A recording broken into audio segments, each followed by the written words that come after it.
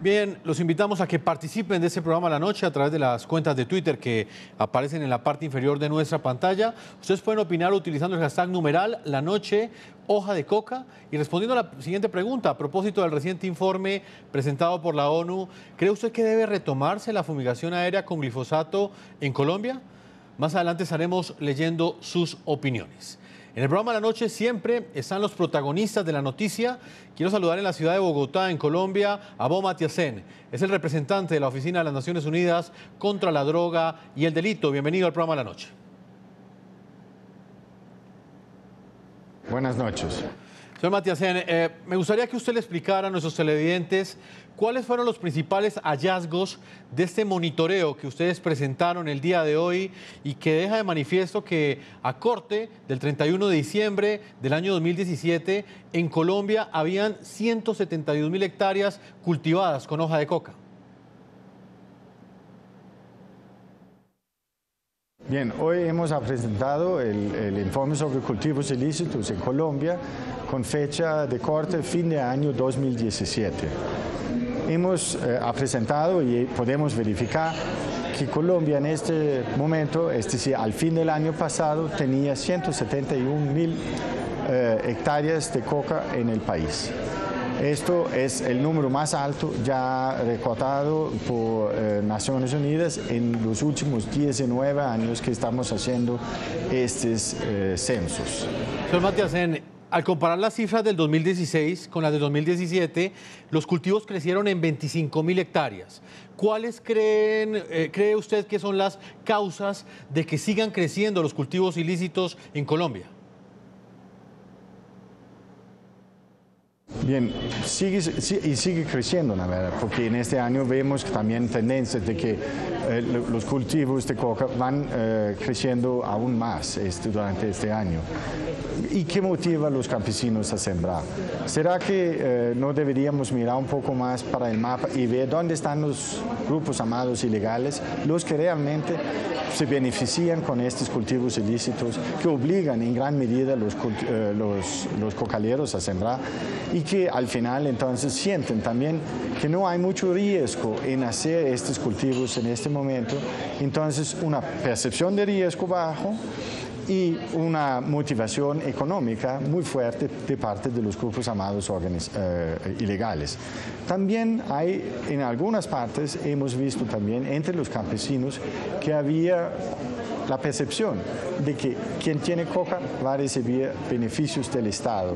Eso efectivamente sería a través del programa de sustitución que entonces motivó a los campesinos a pensar, quien tiene coca va a recibir algo, quien no lo tiene no va a recibir nada.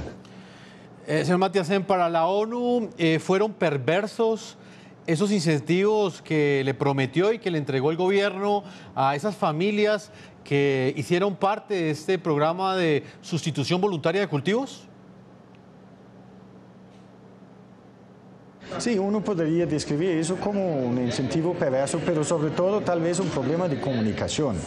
Es muy importante que el gobierno comunique con estas comunidades con una clara mensaje de quién puede ser parte o quién puede hacer parte de un programa de sustitución, cuáles son las condiciones, cómo será el programa, cómo se implementa y no prometer más que uno puede entregar.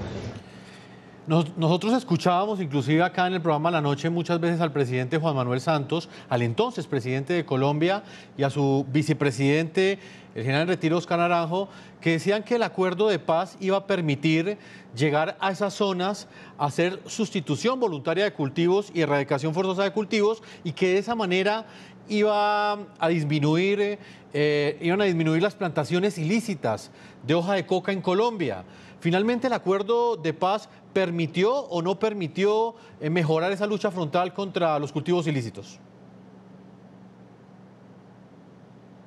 Efectivamente, hemos visto que el acuerdo con las FARC logró, sí, que había accesibilidad a estos territorios donde la FARC tenía control territorial antes. Pero también vimos que otros grupos armados llegaron rápidamente para coparse este territorio y querían seguir con el mismo negocio y querían expandir este negocio efectivamente obligando o incentivando a los campesinos a sembrar más coca. Entonces, el resultado al final ha sido negativo. Y en lo que tiene que ver con la participación de los integrantes del partido FARC, de aquellos exguerrilleros que se encuentran en estas zonas de normalización, ¿cuál ha sido el apoyo de este grupo en lo que tiene que ver con la sustitución voluntaria y con la erradicación de cultivos ilícitos? Las FARC participaron en la negociación en La Habana y también han participado en el programa nacional integral de sustitución de cultivos, en donde las FARC han tenido personas, representantes, que iban hasta las comunidades conjuntamente con representantes del gobierno para explicar el acuerdo, para explicar cómo funcionara y efectivamente junto con el gobierno entonces apoyarles a entender que esto eran los representantes del acuerdo y a través de su presencia blindar o darles más confianza en estos compromisos que estaban entregando. Lo cierto es que ha habido muchas críticas frente al papel de las FARC. Por ejemplo, no han entregado esas rutas que se comprometieron a entregar en su momento dentro del acuerdo de paz. De ese punto estaremos hablando más adelante. Señor Matiasen, la ministra de Justicia de Colombia también hoy prometió que en no menos de 3 semanas presentarán una política integral. El gobierno colombiano presentará una política integral para enfrentar nuevamente el tema de los cultivos ilícitos. ¿Cómo cree usted que debe ser esa lucha integral? ¿Debe o no contemplar el regreso al glifosato? Bien, una política integral es una política que contempla tanto la erradicación, el tema de sustitución, el tema de prevención al consumo, el tema de cómo enfrentar las varias drogas que están en este momento en Colombia, como también las nuevas sustancias psicoactivas, como la heroína, como la marihuana. Es un paquete integral en donde se va a hablar sobre temas de seguridad, temas de salud, temas sociales en una gran combinación. Sobre el tema de erradicación forzosa, el gobierno ha dicho que quiere empezar otra vez con la expresión de glifosato. Esto es un tema soberano de Colombia, es un tema del gobierno que el gobierno decide. Señor Matiasen, pero ¿usted cree que volver al glifosato podría ser una solución para controlar este aumento desmedido y sin antecedentes de los cultivos ilícitos en Colombia? En este momento, el gobierno colombiano está evaluando todas las opciones que hay en la mesa. Y una de estas opciones es también aspejar con glifosato en zonas donde hay difícil acceso, donde hay grupos armados ilegales y entonces no sería posible llevar adelante un programa de sustitución, por ejemplo.